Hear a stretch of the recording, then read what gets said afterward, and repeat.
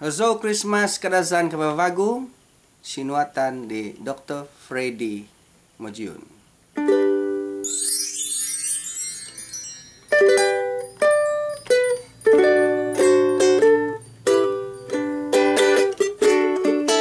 Khói cột nó po buhan, có po đâm đu vô, mito thong cọp nó ngã vì có mù hà can, hu mò dâu đồ dâu to bị tỏa được Christmas.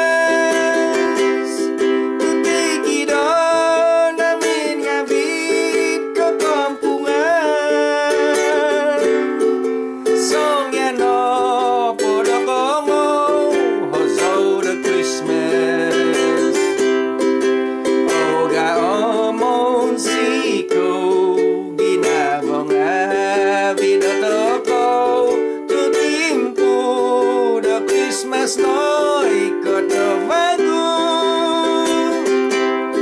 Papa ngad Papa taon dad of Christmas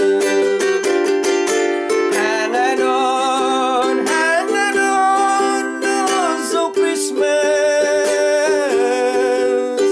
Kaso the Christmas Kaso Dai ginabo I saw no